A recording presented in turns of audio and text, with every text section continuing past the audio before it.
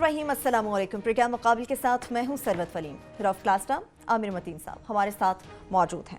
जावेद हाशमी के खौफनाक इल्जामात के बाउंसर्स के जवाब में इमरान खान भी हम देख रहे हैं कि फ्रंट फुट पर आकर खेलने लगे हैं। जावेद हाशमी के इल्जामात में नया क्या था? अगर सब पुराना था तो फिर ये तूफान किस बात का है? जावेद हाशमी के दिल में वज़ीर आज़म पाकिस्तान मियां मोहम्मद नवाज शरीफ की मोहब्बत एक बार फिर से अंगड़ाई ले उठी है। नवाज शरीफ मेरे कल भी लीडर थे, आज भी लीडर हैं। जावेद हाशमी दिल में छुपी हुई मोहब्बत को अपनी जुबान पर ले आए। प्रोग्राम की इसी हिस्से में कुछ पैनामा केस की भी बात करेंगे। नया साल है, नया बेंच है, उम्मीदें भी यकीनन नहीं हैं।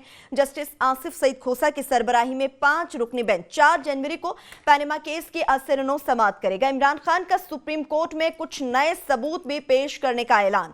क्या तहरीक इंसाफ पैनामा केस एक नए अंदाज से लड़ने के लिए जा रही है? इमरान खान की जरदारी की सरबराही में भी पीपल्स पार्टी के साथ जो अलायंस की खबरें हैं उनकी जानिब से वो सख्ती से इसकी तरदीद कर चुके हैं। क्या तमाम जमातें नए इंतखाबात के लिए अपनी कमर कस रही हैं? प्रोग्राम के आखिरी हिस्से में कुछ नैब से मुतालिक बात करेंगे कि नैब करप्ट अफराद को प्री बार्गेन के तहत क्लीन चिट देने में मसरूफ नजर आता है। गरीब आवाम का अरबों रुपए लूटने वाले अनासिर चंद करोड़ देकर बाइज्जत तौर पर रिहाई पाते हैं। नैब मुल्क में बदउन्वान अनासिर का सहूलतकार बना है। सुप्रीम कोर्ट की जानिब से देखा गया कि प्री बार्गेन स्कीम के ऊपर नैब पर उन्होंने शदीद बरहमी का इजहार किया। सेनेट की कायमा कमेटी बराए कानून और इंसाफ है, जहां पर प्री बार्गेन और नैब कवानीन से मुतालिक धमाकेदार बहस के दौरान सेनेटर्स और नैब हुक्काम के दरमियान क्या गैर मामूली बातचीत हुई, क्लासा साहब की जुबानी सुनेंगे क्योंकि क्लासा साहब भी वहां पर मौजूद हैं। सबसे पहले बात करेंगे हाशमी साहब से मुतालिक। हाँ जी आमिर साहब, क्या कहेंगे आप? हाशमी साहब के एक तो दिल में मोहब्बत, दूसरा आप समझते हैं कुछ नया था इस जमात में?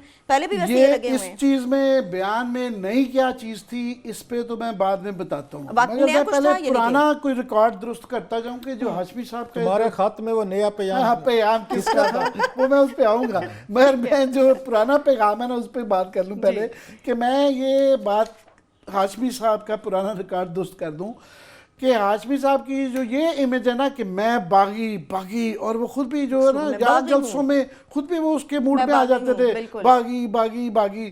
तो ये ना तो ये कोई बागी रहे हैं और ये जो इम्प्रेशन कि ये सारी उम्र फौजी डिक्टेटरों के साथ लड़ते रहे हैं, ये इससे बड़ा झूठ नहीं हो सकता। ये जाहिर है लोगों को याद करा दिया जाए, जो नई जनरेशन है वो भूल जाती है कि ये जमात इस्लामी के उन बच्चों में से जो कि ज़ियाउल हक ने पिक किए थे, चोजन लाडले थे, कि ये जो उनकी तारीफ में कलमात करते थे ना, जो तौबा तौबा कानों में से धुएं निकल जाते थे। अच्छा। जो आज उन्होंने जिस तरह नवाज शरीफ के मुतालिक कहा कि वो कल भी मेरे लीडर थे, आज भी लीडर हैं, ये मैंने इमरान खान साहब के मुतालिक भी सुने हैं कि ये ऐसे वो बातें कि वो भी मेरे इतने बड़े लीडर हैं। पर मुझे वो ज़ियाउल हक का भी याद है कि वो जो इनके मामले में ये जो कर देते थे, तो इनकी परवरिश ज़ाहिर है ज़ियाउल हक से आई। वो एक इनसे ज़िंदगी में गलती हो गई थी, वो एक खत बांटते बांटते थोड़ा सा उनके रॉन्ग फुट पे चले गए थे। अच्छा। और वो थोड़ा सा उन्होंने 1-2 ही झटके कराए थे। और उस दौरान में भी मेरे पास इसकी इतलाएँ हैं और बड़े लोगों के पास बड़ी इतलाएँ हैं कि दरमियान में इनका हॉब नॉबिंग विद द एस्टैब्लिशमेंट चलती रही थी जब ये जेल में भी थी। और आज वो खुद इकरार कर रहे थे कि जनाब वो उसमें राना सनाउल्लाह जो कि रिश्तेदार थे इफ्तिखार चौधरी के, उनके थ्रू भी मुझे ऑफर्स आती रहीं। यानी कि ये बताया कि नवाज शरीफ साहब इफ्तिखार चौधरी के साथ मिले हुए थे। यानी कि वो जो सारी पीपल्स पार्टी के खिलाफ इफ्तिखार चौधरी साहब ने जो एक्शन किए थे, उन्होंने ये बताया कि नवाज शरीफ साहब, हालांकि वो आज कुछ कर रहे थे, वो भी मिले हुए थे। तो वो जो है और फौज के साथ भी दरमियान में इनके डील दरमियान में होने के बड़ी करीब तक आए थे, राब्ते थे। वो एक किसी और दिन स्टोरी सुनेंगी। नया क्या था? ये मित्र टूट गई, ना ये भागी रहे हैं और ना ये कोई बहुत ज्यादा एंटी आमरीत और एंटी फौज और एंटी एस्टेब्लिशमेंट के अलंबरदार रहे हैं। ये तो बात हो गई खत्म। नई बात क्या है? नई बात बड़ी ऑब्वियस है, बच्चे को पता है, पूरे मुल्तान से लेके जो है ना पेशावर तक और जो है ग्वादर तक बात पता है। ऑब्वियसली उनसे गलती हो गई थी, जोश जज्बात में ना, जज्बात में आ जाते हैं। तो वो पीटीआई से उन्होंने इस्तीफा दे दिया था, उसके बाद वो जिंदगी की उनकी सबसे बड़ी गलती थी। उसके बाद से वो बैठे हुए घर। और इस दौरान में नून लीग ने बहुत अच्छे कार्ड्स खेले, उनको पहले प्रवोक करके इलेक्शन में बड़े खूबसूरती से उनको हरवाया और अब वो घर बैठे हुए हैं, ही इज़ इररेलेवेंट, वो बिल्कुल उनकी कोई वैल्यू नहीं, किसी को याद भी नहीं कि जावेद हाशमी इतना बड़ा एक बागी होता था, इनकलाब का दाई था जो अपने आप को भुट्टो बनने से निकला था, वो किसी को याद भी नहीं कि वो एग्जिस्ट भी करता था। तो उन्होंने अपने आप को जिंदा करने के लिए और नून लीग में दोबारा ये एप्लीकेशन अर्जी डाली है कि जनाब मुझे कबूल फरमाया जाए। मगर असल जो साजिश है ना, जो नई बात मैं बताना चाह रहा हूँ, मेरा ख्याल है वो ये है कि ये सारा प्लान इस वक्त, ये जो पैनामा की जो लीक्स है ना, जुडिशरी अब जो है दोबारा ये सुनने जा रही है, ये उनको डिफेंसिव पे करने वाला, जुडिशरी पे डायरेक्टली अटैक, कि फौज की तो बातें धरने के दौरान होती थी, काफ़ी सही भी हैं बिल्कुल, शायद उंगली खड़ी होने पे, पर जुडिशरी के मतलब जो अटैक है ना, पैनामा का अब केस चल रहा है, नवाज शरीफ साहब डॉक में कटारे में खड़े हुए हैं, ये उनको तोहफा देख रहे हैं कि जनाब देखें मैंने उनको डिफेंसिव पे कर दिया। और ये बड़ी ज्यादती इसलिए है, मैं समझता हूँ नए चीफ जस्टिस आए हैं और वो 3 साल के लिए उन्होंने, पौने 3 साल के लिए रहना है, और पूरी जुडिशरी की और हमारी भी उम्मीदें हैं कि जो रिफॉर्म्स 10-20 साल से जुडिशरी के रुके हुए हैं, ये डुओ, ये जो साकिब निसार साहब चीफ जस्टिस और आसिफ सईद कोसा साहब, क्योंकि वो भी बड़े सीनियर हैं और थोड़ी देर के लिए शायद उन्होंने भी चीफ जस्टिस बनना है, ये 2 लोग बड़े सीनियर लोग हैं, बड़े संजीदा लोग हैं, और तमाम रिफॉर्म्स जो है ना इन्होंने करना है। और चीफ जस्टिस साहब ने बड़ा अच्छा काम किया कि अपने आप को ये साइड पे रख के उन्होंने बेंच बता दिया। हमारी बड़ी उम्मीद है कि ये जंच इंसाफ करेगा।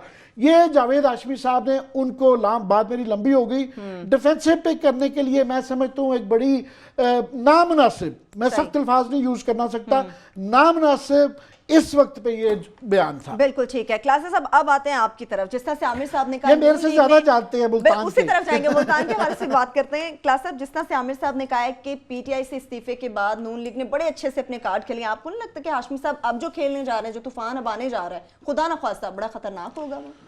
हाशमी साहब इन्होंने जैसे कहा, मैं बड़ा पुराना जानता हूँ, बड़ा एक ज़ाती एहतराम का ज़रूर उनसे तल्लुक़ है, लेकिन क्या करें, अब एक हमारे प्रोफेशनल भी कुछ रिक्वायरमेंट्स हैं, ज़ाती तौर पर उनके एहतराम में है। मैं उनको 1996 से जानता हूँ, मैं मुल्तान में मैं रिपोर्टर था, उस वक्त से मैं उनको जानता हूँ, मैं उनका राइज एंड फॉल सारा देखा हुआ है।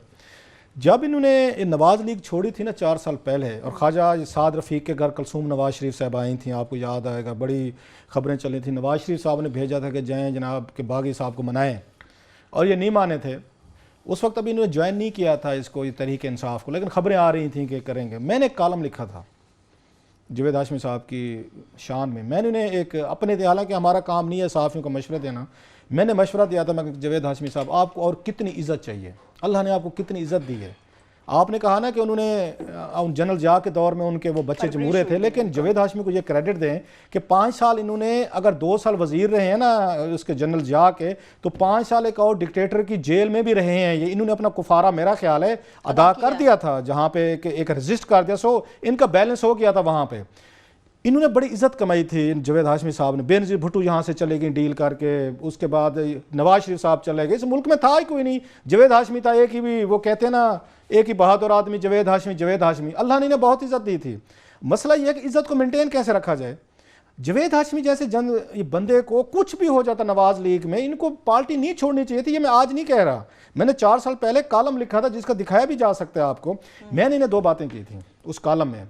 वैसे तो अब नहीं कह सकते, जावेद हाशमी साहब अकले कुल हैं, समझदार हैं, बहुत पढ़े लिखे आदमी हैं। मैंने कहा था हाशमी साहब, जब कोई अपने घर की खतून भेज देता होता ना आपको मनाने के लिए, तो कुलसूम नवाज जब चल के आ गई थी, आप देहाती आदमी हमारी तरह, फिर आपको इज्जत करनी चाहिए थी, आपको नवाज लीग नहीं छोड़नी चाहिए थी। मेरी बात भी बाद में जब मेरा कॉलम छपा, उन्होंने मुझे गिले भी किए, लंबी 3-4 घंटे उन्होंने बात भी की उस पर, कर उनका अपना पॉइंट ऑफ व्यू था, मानने को तैयार नहीं थे। अगर आपको बहुत अच्छा पता है इनका क्या उस पर मौक़िफ़ था, ये कहते थे नहीं कुलसूम नवाज को नहीं, नवाज शरीफ को खुद मुझे फ़ोन करना चाहिए था।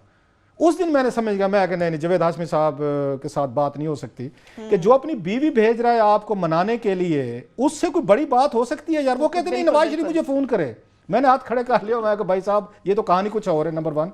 दूसरा मैंने उन्हें मशवरा दिया था उसी कॉलम के ज़रिए, अभी ज्वाइन नहीं किया था पीटीआई, कि जनाब अगर आप नवाज लीग को छोड़ रहे हैं तो फिर सियासत भी छोड़ दें, बस कर दें। अब आपको अल्लाह ने बड़ी इज्जत दी है, आप एक आइकॉन बन चुके हैं। नवाबजादा नसरुल्लाह के बाद या कुछ और लोग होंगे जिनको साउथ से बड़ी इज्जत मिली, आपको मिली है।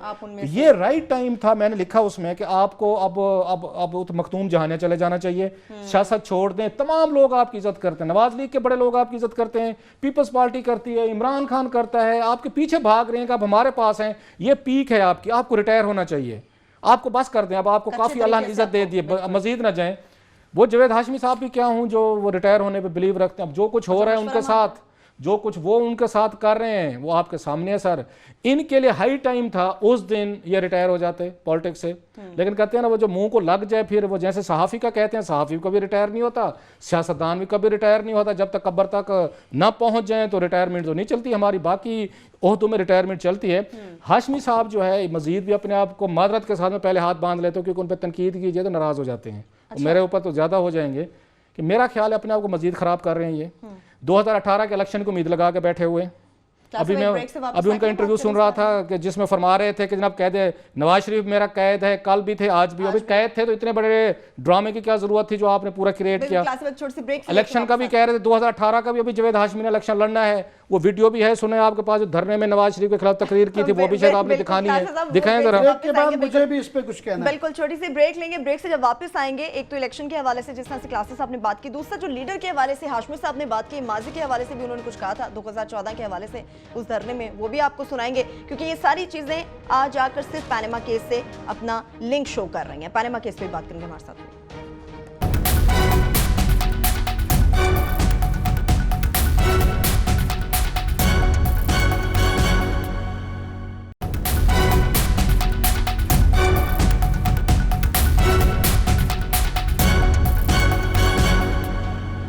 ब्रेक के बाद एक बार फिर से प्रोग्राम में हम आपको खुशामदीद कहेंगे। जावेद हाशमी साहब से मुताल्लिक बात हो रहे हैं, गुफ्तगू का सिलसिला आगे बढ़ाएंगे, लेकिन अभी आपको 2014 के धरने की जानिब लेके चलते हैं, जब हाशमी साहब ने अपने अभी के जिनके लीडर के हवाले से कहते हैं कि नवाज शरीफ साहब उनके अभी भी लीडर हैं, कल भी लीडर थे, आज भी लीडर हैं, वो अपने लीडर के हवाले से क्या बात कर रहे थे वो पहले सुनते हैं, वापस आएंगे इस पर बात करेंगे।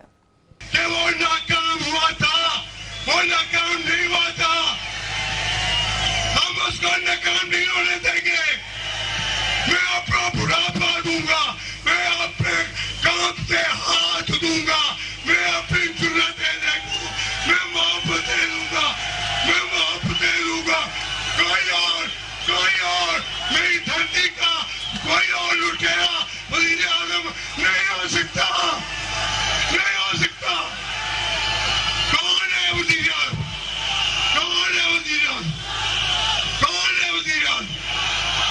पूरी दुनिया आज कह रही फैसले करने के मौके मत जानना इस जगह से उठकर अपनी जिद्दोजहद ये मरना है। जब कौम की किस्मत बदल रही होती है, तकदीर बदल रही होती है, ये तुमने बदलनी है, अल्लाह ने बदलनी है, तुम्हारे जरिए बदलनी है। बदलोगे, बदलोगे अपनी तकदीर। मैं आज कहूंगा, आज की ये रात इस मुल्क को तालीम देनी है, इस मुल्क को रोजगार देना है, इस मुल्क को इज्जत देनी है, अपनी माँ बहनों के इल्म के खजाने खोलने हैं। हम हर जगह पे बढ़ते जाएंगे, सिर्फ एक सूरत में एक ही लीडर होगा, एक ही लीडर होगा। कौन? कौन? बोलो, बोलो।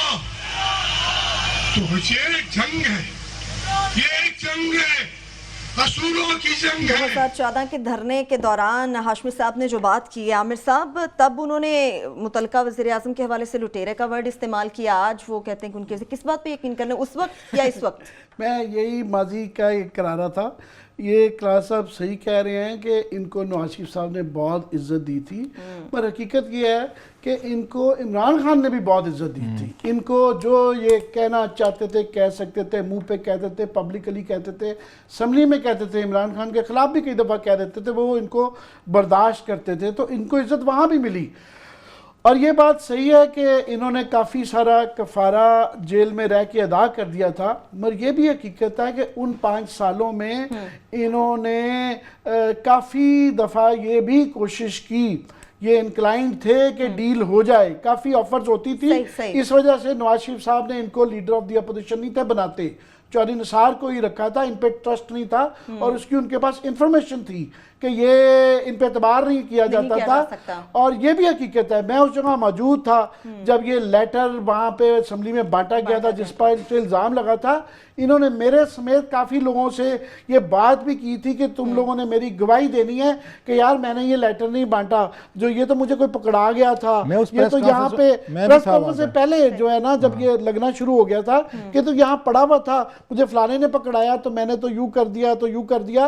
ये बेचारे बड़े डरे हुए थे। उससे पहले उस प्रेस कॉन्फ्रेंस में जिसमें फाइनली कोई चॉइस नहीं रह गई थी करने की, उससे पहले ये बड़ी कोशिश कर रहे थे ये रफा दफा हो जाए मामला, तो वो फिर बस चढ़ जाती है वो है।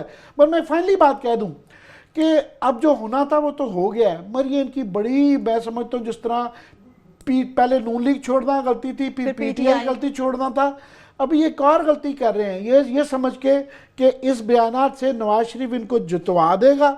पहले तो ये है कि जरूरी नहीं है, मुल्तान की अपनी पॉलिटिक्स है, कॉन्स्टिट्यूंसी 2018 में पता नहीं वहाँ पे उस कॉन्स्टिट्यूंसी में क्या सिचुएशन होगी ये अभी कहना बड़ा मुश्किल है। ये कह देना कि सिर्फ इनको, पहली बात तो है कि वो नवाज शरीफ के पास ये ताकत है कि इनको जितवा सके, दूसरा फर्ज करें जितवा भी देते हैं तो उनका ख्याल है कि इनको दोबारा वो वाली इज्जत मिले, ज्यादा से ज्यादा इनके साथ उनसे चौधरी निसार ही नहीं बर्दाश्त होता क्योंकि वो पुराने आ रहे हैं, तो वो इनको दोबारा जिंदा करेंगे, ज्यादा से ज्यादा दानियाल अजीज बना देंगे, एक दही का डब्बा लेके कहेंगे वो कोने में आप बैठ जाए, ज्यादा से ज्यादा ये होगा।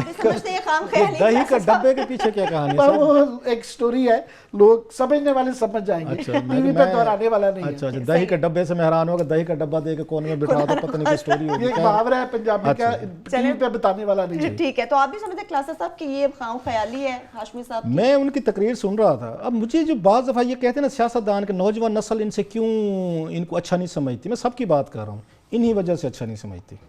हज़ारों लोगों को नारे लगवा रहे हैं कि आपका वज़ीर आज़म कौन, तब्दीली कौन लाएगा, लुटेरे वज़ीर आज़म नहीं लाएंगे, पूरी रात यहीं बैठे रहेंगे, तारीखी रात है, आपने जाना नहीं है।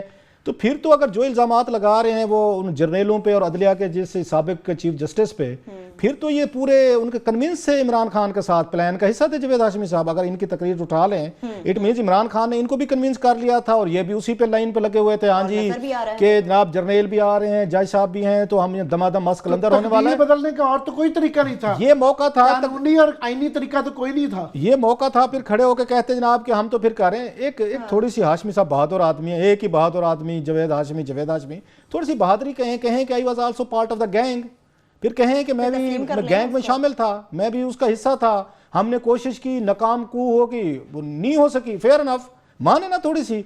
मतलब है वो कहते हैं मीठा मीठा हप हप कड़वा कड़वा थू थू। जब तकरीरें करनी थी हजारों लोगों के मजमे में, आप तो इमरान खान की तरह उसकी तकरीर कर रहे थे सारी की सारी उस चीज। बोलिए हाशमी साहब मैं अब क्या कहूं, आमिर मीर के शो में लॉस्ट अंडरस्टैंड। एक और चीज मैं इमरान खान पे थोड़ा सा क्लास अब मुझे ब्रेक लेना होगा। इमरान खान साहब ने अगेन जावेद हाशमी के मामले को कैसे मिस हैंडल किया है।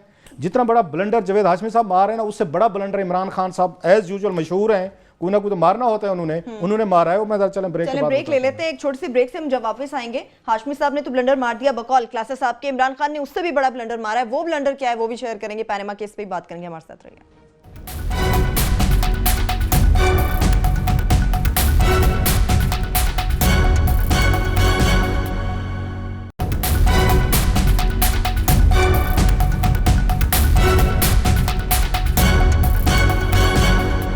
के बाद एक बार फिर से प्रोग्राम में हम आपको खुशामदीद करेंगे। जावेद हाशमी साहब से मुतालिक बात हो रही है। इमरान खान ने तो ब्लंडर मार दिया क्लासा साहब, अब इमरान खान का ब्लंडर था क्या, वो आप एक्सप्लेन करेंगे हमें। इमरान खान एक जहां पे मसूफ वो बड़ा रेगुलर ब्लंडर्स मारते हैं, पर्टिकुलर 2015 का साल जो है ना, आपने क्लास 2015 के साल में उन्होंने गिन के उन्होंने ब्लंडर्स मारे। अब मैं गिनवाना नहीं चाहता इस वक्त बैठ के, वो सबको पता है, एक के बाद एक, दूसरा तीसरा चौथा पांचवा छठा, आखिर पे रिहाम खान साहब पे जहाँ पे एंड हुआ। एक अक्लमंदी की इमरान खान ने जो जावेद हाशमी के केस में इन्होंने नहीं की। वो कौन सी क्लास है? रिहाम खान को जब डिवोर्स हुई थी तो रिहाम ने भी इनको प्रवोक करने की पूरी कोशिश की इमरान खान को। जब उन्होंने अपना टीवी शो शुरू किया, चुन चुन के रिहाम खान ने उस बंदे को बुलाया जिसने इमरान खान को गाली दी थी या दे सकता था। उनके प्रोग्राम उठा के देख लें, सभी एपिसोड्स हम देखें, सब देख लें। मतलब बाकी छोड़ दें, हनीफ अब्बासी साहब जो हैं हनीफ अब्बासी साहब को भी रिहाम ने बुलाया, जिनके साथ इमरान की उन पे बड़ा एक पर्सनल किस्म के केसेस भी चल रहे हैं। उनकी कोशिश ये थी, रिहाम की इंटरव्यूज़ भी दिए, उसमें उन्होंने बड़ी शिकायतें भी की, गाने भी गाए, किसी प्रोग्राम में आंसू भी बहाए, उन्होंने पूरी कोशिश की रिहाम वो कर गई किया कि इमरान खान मुझे एंगेज करे, दोबारा मुझसे बात करे, कहीं पे कोई प्रेस रिलीज जारी करे, कहीं से कोई नईमुल हक साहब कोई बात करें, कहीं से इमरान खान आते जाते बात करे, कोई एंकर पूछ ले। मेरा ख्याल ये इमरान खान की उनकी बेस्ट पॉलिसी थी कि रिहाम को मैंने एंगेज नहीं करना, मैंने जवाब नहीं देना, कुछ भी कहती रहे। और बेचारी में आज का रिहाम खान जो है पिछले 6 महीने से बिल्कुल आपको कहीं नजर नहीं आती। ऐसा ही है, ऐसा ही है। अब खान साहब हैं, ज्यादा देर इंतजार तो नहीं कर सकते, आपको पता है, ज्यादा सब्र तो है नहीं इमरान खान साहब में। हंस के टाल नहीं सकते थे। ना रिहाम खान के केस में तो उन्होंने किया, बड़ा दिल किया, जिगरा किया, जो कि ठीक किया। और बड़ा अच्छा कमेंट था, किसी ने वो किया था, मैं बता नहीं सकता खान साहब के बारे में। उन्होंने कहा जब भी खान साहब की डिवोर्स होती है तो ट्वीट आता है या प्रेस रिलीज आता है कि म्यूचुअल अंडरस्टैंडिंग के साथ डिवोर्स हुई है। लेकिन म्यूचुअल अंडरस्टैंडिंग के साथ रह नहीं सकते। हाँ, ये सब रहते हैं ना, सबको तकलीफें होती है, मसले मसाइल होती है, हम लोग नहीं रह रहे, सब रह रहे होते हैं। खैर, कमिंग टू आप जावेद हाशमी साहब, भाई जैसे आपने रिहाम को डील किया ना, और मैं 10 में से 10 नंबर देता हूँ इमरान खान को, क्योंकि रिहाम ने पूरी कोशिश की कि मेरे आए ज़रा मुझसे बातचीत हो, मीडिया पे शोगो लगे, शोज़ हूँ, हार्ड डिबेट हूँ। इनको जावेद हाशमी को ऐसे ही नज़रअंदाज करना चाहिए था। इमरान खान साहब, मैंने कहा ना कि हमारे मियाँ वाली के, मियाँ वाली का मैं खुद भी वहीं से हूँ, ज़्यादा देर सब्र नहीं कर सके। इमरान खान ने खुद इस मामले में गलत जगह पे मेरा ख्याल उन्होंने एंगेज किया है। उनको जावेद हाशमी पे जैसे एक इमरान ने रखी हुई थी ना, अब तक जावेद हाशमी ने 100 दफ़ा बातें की, इमरान ने कभी खुद बात नहीं की थी। और ये चीज़ उनके हाई मॉरल ग्राउंड पे खड़े हुए थे और ये अच्छी पॉलिसी थी। जब इमरान ने ये कहे थे, मैं ज़ाती तौर पर समझता हूं इमरान का ये जुमला बड़ा मतलब वो था, उमर और सेहत का मजाक नहीं उड़ाना चाहिए, खास तौर पे जब आप खुद दुनिया के इनके मतलब जो कहा जाता है यंगेस्ट टीनेजर, 65 साल की उम्र में यंगेस्ट टीनेजर है, उम्र का ताना नहीं देना चाहिए। मेरा ये ख्याल है कि इनको जावेद हाशमी के उस कमेंट पे, जावेद हाशमी साहब ने पहले भी ये बातें की हुई थी, जैसे करो नई बात कौन, जब छोड़ के गए थे यहाँ से उस वक्त इंटरव्यूज उठा दिया। अगर उस वक्त इमरान खान ने जावेद हाशमी को कमेंट नहीं किया, पीटीआई ने उनको एंगेज नहीं किया, अच्छा किया, मैं ये समझता हूँ। जैसे रिहाम खान को एंगेज नहीं किया, अच्छा किया। इमरान खान का ये कसूर है, इमरान खान को एंगेज नहीं करना चाहिए था। जहाँ पे जावेद हाशमी साहब का अपना उन्होंने जानबूझ के इन पे उन्होंने अटैक किया, और इमरान खान साहब ने बड़ी खुशी हुई, उन्होंने बेट ली। इसका क्रेडिट या डिसक्रेडिट इमरान खान साहब को जाता है, इनकी पार्टी को जाता है। अब हर चैनल पे बैठ के 4 इनके पार्टी के लोग हैं, जावेद हाशमी साहब की मर्जी है, ओपिनियन है। अगर आपने ज्यादा भी हैंडल करना है ना जावेद हाशमी साहब को, आप जारी कर देंगे। तारीखी तौर पे फैक्चुअली जो गलत बात है कि इससे जो इंप्रेशन क्रिएट किया गया है कि एज इफ कोई जो है ना जुडिशरी कोई मियाँ नवाज शरीफ के साथ कोई इनकी कोई तारीख है खिलाफ करने की, ये क्वाइट दी ऑपोजिट है।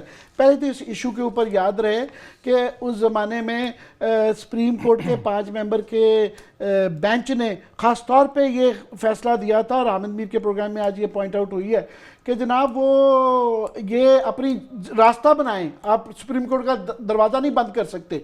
उससे एक मैसेज चला गया। हाँ, जो कोई जर्नैल वगैरह इन्वॉल्व थे, इमरान खान खुद कह रहे थे गायर की उंगली है, वो बिल्कुल हुआ होगा और उस पर इल्ज़ाम बिल्कुल लगते हैं, और हम खुद कहते रहे हैं कि ये जब भी किया, जिसने भी किया, गलत किया।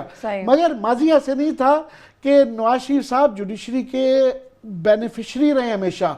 93 में इनको जुडिशरी ने बचाया था, पीपल्स पार्टी की ना सिर्फ गवर्नमेंटें नहीं बचती रही बल्कि उनके प्राइम मिनिस्टर को घर भी भेजा। लास्टली सबसे बड़ा जो जुडिशरी ने नवाज शरीफ साहब पे एहसान किया हुआ है और इनकी पूरी क्लास पे, वो असगर खान केस है। पिछले 12 साल से ऊपर बैठे हुए हैं ना, ऊपर बैठे हुए हैं। तो उस जमाने में जो आप और हम बहस करते थे कि अदालत ने अगर एक्टिविज्म नवाज शरीफ के खिलाफ करना हो तो कल को वो केस खोल लें दोबारा, उसकी तफ्तीश भी हो चुकी है, हुकूमत के पास वो सबसे बड़ा एहसान है। नहीं, उस जुडिशरी ने उस पर फैसला दे दिया हुआ है। लेट्स रिस्पेक्ट जुडिशरी ने सेंस। चीफ जस्टिस साहब ने फैसला दे के एफआईए को भेज दिया था। जो कमीशन जो है वो इंटीरियर मिनिस्ट्री ने गैब कर दिया, अदालत ने फैसला दे दिया था, नंबर 1।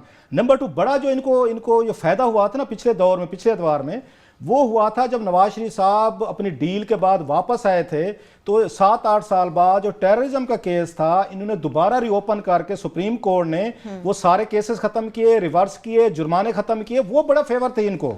ये जो दी थी जब नवाज शरीफ साहब को सजाएं मिली हुई थी उसमें त्यार हाईजैकिंग केस में, वो सुप्रीम कोर्ट ने 8 साल बाद उसको रिवर्स किया। जो बात आसिफ अली जरदारी साहब पीपल्स पार्टी पिटती है और वो बाबर रहमान साहब कहते होते हैं कि जब हमने भुट्टो का रेफरेंस भेजा कि भुट्टो का केस का रीट्रायल किया जाए, ये मिस ये कैरेज ऑफ जस्टिस हुआ है, एक आपने लीडर प्राइम मिनिस्टर को फांसी दी है, रीओपन करें, तो उन्होंने रीओपन नहीं किया। और वो फरमाते हैं जरदारी साहब के उल्टा हमारे बाबर रहमान साहब वकील का लाइसेंस आपने उनका मुअत्तल कर दिया था। सो वो जरदारी साहब या पीपल्स पार्टी ठीक कहती है कि जब नवाज शरीफ साहब का केस था 8 साल बाद रीओपन करके हाईजैकिंग केस से आपने बरी कर दिया, उनके लिए रास्ता हमवार के दोबारा पॉलिटिक्स में है। जब जरदारी साहब और बाबर रहमान लेके गए उठा के उन्होंने उसको दीवार पे मार दिया, डंप कर दिया, ये बात है। 10-10 साल केसेस उनकी जायदादों कर्जों के भी जो है 10-10 साल बाद ये इत्तेफाक फाउंड्री वाला केस वो किया गया ना, हुदैबिया मिल वाला केस, बड़े केस गिनवाए जा सकते हैं। वो जो यूसुफ रजा गिलानी को कंटेम्प्ट के अंदर फारिग किया गया था कि कंटेम्प्ट में, तो इधर कंटेम्प्ट नहीं बनती है कि जनाब ये आपने फैसला कर दिया करके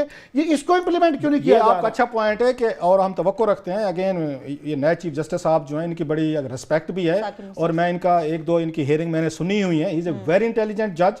साकिब निसार साहब जो हैं इंटेलिजेंट आदमी हैं और अच्छे सवाल करते हैं, बहस करते हैं। लेट्स होप एक काम करें जो करना चाहिए, मेरा ख्याल है, रिक्वेस्ट है हमारी कि बहुत सारे केसेस की जजमेंट्स हैं जो दी हुई हैं, इंप्लीमेंटेशन नहीं हो रहे, इन्हें उनकी रिपोर्ट मंगवानी चाहिए, एक इंप्लीमेंटेशन इन्हें वहां पे बेंच बनाना चाहिए, जस्ट चाहे 1 जज क्यों ना हो, जितने माजी के मैं अगर आप कहेंगे तो मैं ले आऊंगा अगले अपने प्रोग्रामों में, बड़े मल्टी बिलियन रुपीज के स्कैंडल हैं जिनको सुप्रीम कोर्ट की जजमेंट्स हैं और कोई कार्रवाई नैब ने नहीं की, FIA ने की, हुकूमतों ने नहीं की। तो हमारे नए चीफ जस्टिस साहब जो हैं एक बेंच बने, इंप्लीमेंटेशन बेंच बने जो पिछले फैसले के बड़े केसेस। सबसे बड़ी उम्मीद ये है कि 12-20 लाख से ज्यादा केसेस हैं जो कि पेंडिंग हैं। 12 लाख जो अभी फिगर्स रिसेंटली आए हैं वो पंजाब में सबसे ज्यादा हैं। तो खुदा के लिए मेरी जो सबसे बड़ी उम्मीद ये है कि इनके आने के बाद से जब इफ्तिखार चौधरी साहब दूसरे कामों में ज़्यादा पड़ गए ना, उनके बाद किसी ने रिफॉर्म्स नहीं किए और माजरत के साथ जमाली साहब भी तकरीरें बहुत ज़्यादा करते थे मगर एक्शन कोई नहीं किया। मेरी सबसे ज़्यादा उम्मीद ये है कि ये वो जो 20 लाख केसेस हैं, ऐसे रिफॉर्म्स या ऐसे इकदाम जो जुडिशरी के अहाते में हैं, जो गवर्नमेंट के पास नहीं, एग्जीक्यूटिव के पास नहीं है, उनका कोई ऐसा तरीकाकार इम्प्लीमेंटेशन का करें कि वो पाइल्ड अप केसेस जो है ना वो निकल जाएं और लोगों को फौरी और जल्दी इंसाफ मिले। उम्मीद तो की जा सकती है। अब क्लासेस साहब आते हैं कुछ पैनामा केस के हवाले से बात करने के लिए। ये बताएं आपको, मतलब जिस तरह से इमरान खान कह रहे हैं कुछ नए सबूत हैं वो पेश किए जाएंगे सुप्रीम कोर्ट में और नए बेंच पर उन्होंने एतमाद का इजहार भी किया, आपको लगता है कि इनकी स्ट्रैटेजी भी कोई इस दफा नहीं होगी पैनामा के हवाले से? एक मैं बात बताऊं, मैं उनके जस्टिस आसिफ सईद खोसा साहब को जो मैं उनकी फॉलो उनको मैंने किया कुछ अरसे से, आपसे नहीं कोई 5-6 साल से, यानी very again I must say, खोसा साहब बड़े काबिल जज हैं और इंटेलिजेंट हैं, चीज़ें समझते हैं और बड़ी जल्दी पिक करते हैं आसिफ सईद खोसा साहब, जो मेरी रीडिंग है। आपको अगर याद हो जब यहाँ मसला हुआ था यूसुफ रजा गिलानी साहब डिसमिस हो गए थे, उस बेंच के सरबराह थे ये अगेन वो मलिक साहब थे, क्या नाम है उनका, ये अब नसरुल्लाह मलिक साहब थे, क्या नाम वो थे, वो उसके सरबराह थे, नसरुल मलिक सॉरी। उसके बाद जब यहाँ राजा परवेज अशरफ साहब आए थे तो उस जो नया बेंच बना था जिसके सामने वो दोबारा केस लगा था तौहीन अदालत का और राजा परवेज अशरफ साहब ने पेश होना था, मुझे याद है फरूक नायक साहब उनके वकील थे इफ आई रिमेंबर करेक्टली। तो उस दिन बुध का दिन था जिस दिन इनका केस लगा था राजा परवेज अशरफ साहब का कि अब इन पे तौहीन अदालत लगनी है या नहीं लगनी, गिलानी साहब के बाद। मैं वहीं कोर्ट रूम में मौजूद था तो मुझे अच्छी तरह याद है आसिफ सईद खोसा साहब ने कहा था कि आज बुध है, बुध कहते हैं ना बुध सुध, बुध काम सुध, ये मुझे आज तक उनके अल्फाज याद है खोसा साहब के, उनके जो बुध सुध, उन्होंने कहा let's find out some way out. उन्होंने इस क्राइसिस को जो हल किया था ना, ये आसिफ सईद खोसा साहब ने किया था, ये स्विस केसेस वाला लेटर था कि इस तरह की चीज उन्होंने की थी अपनी सरबराही में जिससे वो आप कह सकते हैं कि राजा परवेज अशरफ साहब भी अपने आप को उन्होंने फील किया कि एक और प्राइम मिनिस्टर डिस्क्वालीफाई नहीं हो रहा और जो लेटर लिखवाना चाह रहे थे वो लेटर भी लिखा गया था। सो आसिफ सईद खोसा साहब जो हैं रास्ता निकालना जानते हैं, इसलिए इस बेंच का सरबराह आसिफ सईद खोसा साहब का होना, अगर बुध वाले दिन लग रहा है केस, अब मुझे नहीं पता 4 कौन सी डेट बन रही है, बुध को काम शुद्ध है तो फिर शुद्ध वाला काम है। मैं इससे ज्यादा पहली नवीद बड़ी अच्छी आई है आज मुकदमे में जो चीफ जस्टिस साहब ने अपने पहले मुकदमे में जो उन वकीलों को झाड़ा है कि गैर जरूरी पेशियां ना लें, ये मैं बड़ा उससे खुश हूँ। चलिए, उम्मीद तो अच्छे की। एक छोटी सी ब्रेक लेंगे, ब्रेक से जब वापस आएंगे जुडिशरी के हवाले से बात हो रही है तो सुप्रीम कोर्ट की बात करेंगे जिसने नैब की प्ली बार्गेन स्कीम पर शदीद बरहमी का इजहार किया। इसके साथ साथ सेनेट की कायमा कमेटी बराए कानून इंसाफ में क्लासेस साहब खुद वहां पे मौजूद थे, उस कमेटी में क्या हुआ वो भी आपके साथ शेयर करेंगे। हमारे साथ रहिए।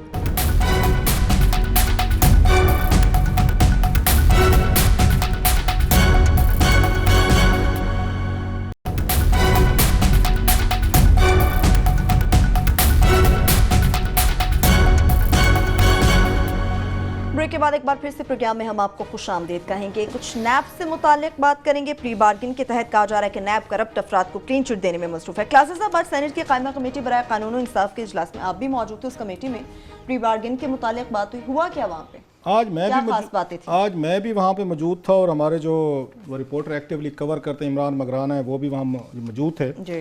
तो ये पिछली दफ़ा उन्होंने बनाई थी, ये रेफ़र किया था केस रज़ा रब्बानी साहब ने, बड़ा सख्त नोटिस लिया था जब मुश्ताक रहसानी की आई ना प्ली बार्गेन की, तो उस पर रज़ा रब्बानी साहब बड़े सख्त बरहम हुए थे। उन्होंने बल्कि अल्फाज कहे थे कि इस खबर को पढ़ के आई एम फीलिंग सिक। उसके बाद उन्होंने एक सेनेट की कमेटी बना दी थी कि आप इसका रिव्यू करें और जवेद अब्बासी साहब जो सेनेटर हैं उन्होंने इसको प्रिजाइड ओवर करना था। और ये बड़ी इंपॉर्टेंट कमेटी थी, इसमें बड़े बड़े बिग गन्स आज बैठे हुए थे। मैं खुद भी गया, मैं इसको देखने के लिए, सुनने के लिए, बंदे की लर्निंग होती है कि क्या हो रहा है। उसमें एतजाज़ अहसन साहब थे, उसमें फरतुल्लाह बाबर साहब थे, उसमें वो सेनेटर जवेद अब्बासी साहब जैसे मैंने कहा उसको प्रिजाइड कर रहे थे। बाद में फ़रूक नैक साहब आ गए, उसमें लॉ मिनिस्टर साहब थे जैद अहमद साहब। तो उसमें डिस्कशंस वही हो रही थी और वो नैब जो है उसके जो हैं उन डिप्टी चेयरमैन साहब हैं ताजवर साहब वो आए हुए थे और साथ में उनके जो डीजी नैब हैं पिंडी के जहर शाह साहब वो भी आए हुए थे। वो ब्रीफिंग दे रहे थे अपने थे, वो डिफेंड कर रहे थे कि नहीं जनाब के ये जो हमने दुकान खोली हुई है मतलब थोड़ा सा कुछ बंदे में कानून के मुताबिक है ये। अच्छा, मिसगाइड क्या कर रहे हैं ये सुप्रीम कोर्ट को भी, ये नैब मिसगाइड कर रहा है और ये उनको कमेटीज को भी कर रहे हैं। ये तस्वीर दे रहे हैं कि ये कानून के तहत हमारे ऊपर बाइंडिंग है, लाजिम है कि हम प्ली बार्गेन करें या वीआर करें, इसलिए हम करते हैं। ये झूठ बोल रहे हैं। ये चेयरमैन की एग्जेक्टिव बोर्ड्स की सवाबदीदी इख्तियारात हैं कि रऊफ ने 1 करोड़ रुपया चुराया है, 90 लाख रुपया वापस करना चाहता है। मैं इनसे जाके रिक्वेस्ट करता हूं, प्ली करता हूं, it's up to the board and chairman कि वो एक्सेप्ट करें या उठा के फेंक दें या अदालत को भेज दें, नहीं जी इसको ट्रायल करें। आप इसमें शामिल हैं इस खेल में। ये कोई नहीं पूछ रहा इनसे, ये नैब से, कि आप ये बताएं सवाबदीदी इख्तियारात के तहत आपको सवाबदीदी इख्तियारात कानून ने दिए हैं कि आपने एक्सेप्ट करना है या रिजेक्ट करना है, आप एक्सेप्ट करते जा रहे हैं।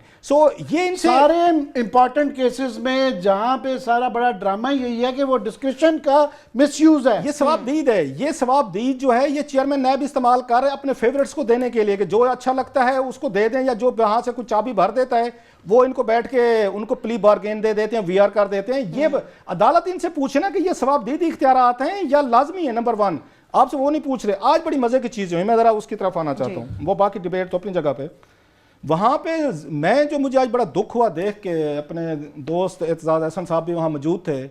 एतजाज़ अहसन साहब ना थक गए मेरा ख्याल है। अब जैसे जावेद हाशमी साहब को रिटायरमेंट ले लेनी चाहिए ना, पीक पे ले लेनी चाहिए थी।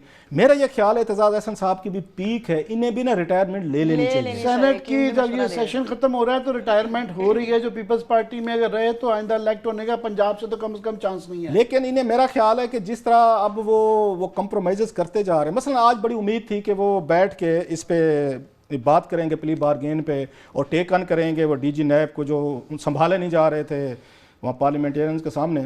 बड़ी इंटरेस्टिंग बात की एतजाज़ साहब ने, उन्होंने पूछा कि ये बताएं कि ये बेनामी ये जो होती हैं बेनामी ट्रांजैक्शन, बेनामी जायदादें क्या होती हैं। सही। तो डीजी नैब जहर शाह साहब जो हैं इनोसेंट आदमी हैं, वो फंस गए।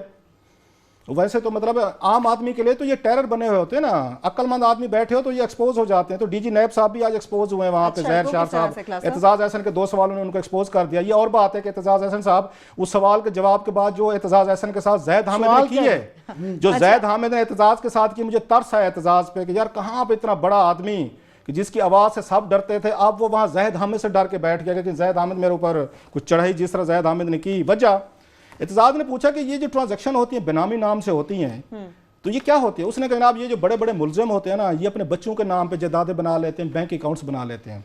एतजाज़ ने बड़ा इंटेलिजेंट अगला सवाल किया। तो उसने कहा आप क्या करते हैं, उनको ट्राई करते हैं, उन पर मुकदमा करते हैं। जी बिल्कुल, जो बड़े मुलजमान होते हैं उनके बच्चों के अगर बेनामी जायदादें हों तो हम उन पर मुकदमे करते हैं। फौरन एतजाज ने पूछा, अब सब मीटिंग में बैठे, सबको पता चल गया था कि एतजाज का तीसरा सवाल क्या होगा, नहीं पता चला। जहर शाह साहब को नहीं पता चला कि मेरे ऊपर क्या गुगलियां आ रही है। या वैसे अक्लमंद बनते हैं, मैं बता रहा हूँ ना, मीटिंग में 2-4 अच्छे बंदे बैठे हो तो इनके पास ये एक्सपोज हो जाते हैं, एक्सपोज होते हैं। जैसे आज डीजी नैब हुआ है, उसने कहा सर, एतजाज ने फौरन पूछा कि ट्रांजैक्शन जो बेनामी होती है जदाद, आपने हुसैन नवाज को किया? ये जो बड़े वो बनते हैं जहर शाह साहब, डर के मारे, दहशत के मारे, मैंने दहशत देखी है उसके मुंह पे, जहर शाह के मुंह पे, डीजी नैब पे, कि यार ये क्या क्या है दिया, वजीर आजम के बेटे का नाम ले। जिन लोगों ने अकाउंटेबिलिटी करनी है वो इस काबिल ही नहीं है। मैं आपको कह रहा हूं कि जहर शाह जो है, डीजी नैब, खौफ के मारे जबान गूंग हो गई, जवाब नहीं दे सका। फौरन उसके रेस्क्यू को कौन आया है? कौन? ज़ैद हामिद साहब, जो लॉ मिनिस्टर थे जनरल मुशर्रफ के। जी जी जी। उन्होंने फरमाया ये आप ज्यादती कर रहे हैं, आपने शाउट किया बकायदा उन्होंने एतजाज पे, ज्यादती कर रहे हैं, आपने नाम कैसे ले लिया है, आप ये माहौल ख़राब करना चाहते हैं। मतलब क्या था कि मुकाव चल रहा है, आपके लोग भी तो हैं, आप लोग भी तो शामिल हैं नैब के, आप पे भी करप्शन के चार्जेस हैं। वहाँ एतजाज साहब चुप कर गए। अच्छा, एतजाज साहब ने एक और कहा, उसने कहा, इसने ये जो हैं ज़ैद हामिद साहब, कि आपने मीडिया को सुनाने के लिए बात की है। एतजाज एक्टेड न फेक किया। कहते अच्छा ये मीडिया बैठा हुआ है, ओह मुझे पता नहीं था। कि मतलब कि अगर अगर अगर अगर मुझे पता होता मीडिया बैठा है तो मैं हुसैन नवाज का नाम न लेता, लेकिन चालाकी थी उनकी, उन्हें पता था सारा मीडिया बैठा हुआ है। लेकिन एतजाज साहब जो है, मैं उनके बचाव के लिए आऊंगा। वैसे मैं एक बात बताऊं सर, मैं एक बात बताऊं, ज़ैद हामिद भी, अगर एतजाज एहसन को, ज़ैद हामिद जैसा बंदा, मैं उसमें जाना नहीं चाहता, अगर वो भी एतजाज एहसन को बिल्डोज कर देता है, वो भी डरा देता है, वो भी खौफजदा कर देता है ना एक मीटिंग में, तो मेरा ख्याल है इनको ना उसके बाद इनको भी रिटायरमेंट ले लेनी। मैं एतजाज की इस बात से इतना खुश हूँ क्योंकि मेरा ये कंसिस्टेंटली स्टांस रहा है कि हसन नवाज और हुसैन नवाज के एहसासे मांगने चाहिए। कानूनन अगर नहीं भी मांगे जा सकते तो मुझे एज अ सिटीज़न या पाकिस्तानियों का एज अ सिटीज़न राइट है कि उनको पता हो कि जनाब ये बताएं कि प्राइम मिनिस्टर के बच्चों के एहसासे क्या हैं। क्योंकि अब ये इल्ज़ाम ये है कि इख्तियारात का गलत, पनामा के अंदर बुनियादी इल्ज़ाम क्या है कि इख्तियारात का गलत शायद इस्तेमाल तो नहीं क्या किया, तो मरियम बीबी के तो आ गए हैं उनके खावंद की वजह से एहसासे। इन बच्चों के भी पूछने चाहिए, कोई ना कोई ये कमीशन आई होप मांगेगा, अगर नैब तो नहीं मांगेगी कि जनाब ये एहसासे आप एक दफ़ा बताएं कि आपके हैं क्या। जिन्होंने पूछना है, जहर शाह, डीजी नैब पिंडी, जो आम आदमी के लिए, क्लर्कों के लिए टेरर है, दहशत उसके मुंह पे देखने वाली थी, जिसमें ये जुर्रत नहीं है डीजी नैब में कि एतजाज एक सवाल पूछ रहे हैं आपसे कि हुसैन नवाज बेनामी ट्रांजैक्शन पे फिर बाकियों के खिलाफ कार्रवाई करता है नैब, तो हुसैन नवाज के खिलाफ क्यों नहीं है? जनाब सीटी गुम हो गई, जबान उसकी जवाब देगी जहर शाह की, बोला नहीं गया उससे और नहीं बोला उसके बाद मीटिंग में वो। ये लेवल है आपके अकाउंटेबिलिटी टूल्स का और आप चीज़ों का। लेकिन हैट्स ऑफ टू ज़ैद हामिद, आज उन्होंने वो एतजाज को वहां पे बिल्डोज किया है, ऐसी उन्होंने फेंटी लगाई है। एतजाज साहब ने ज्यादा सख्त लफ्ज़ हुए हैं, फेंटी मतलब इट्स ए फेंटी के जब आप वहां पे किसी को शटअप कॉल दे दें, जो लोग रिपोर्टर मौजूद थे सारे के सारे सेनेटर। एक बात बता दूं सर, पीपल्स पार्टी के बस की बात नहीं है नवाज शरीफ साहब की या इनकी फैमिली की या इनके लोगों की अकाउंटेबिलिटी। जो ये बात करते हैं फौरन जो ये है नवाज लीग के लोग इनको ब्लैकमेल करने पे आ जाते हैं। पहले हमारे एतजाज अहसन साहब को चौधरी निसार अली खान साहब से फेंटी लगवाई, मुशाहिदुल्लाह खान साहब से, साद रफीक से, आखिरी ज़ैद हामिद रह गए थे। तो वो भी वो जो गाना है ना, मैं तो चुगली करूंगा। बिल्कुल आमिर साहब, वक्त चुप खत्म हो चुका है बिल्कुल क्लास साहब, लेकिन एक मशवरा मैं भी आपको दूंगी। आप अक्सर कमेटियों के सेशन अटेंड करते हैं, हमेशा मायूस लौटते हैं, तो मेरा मशवरा ये कमेटियों में जाना आप छोड़ दें। इसके साथ ही प्रोग्राम अपने इख्तिताम को पहुंचता है। अपना बहुत सा खुदा हाफिज़।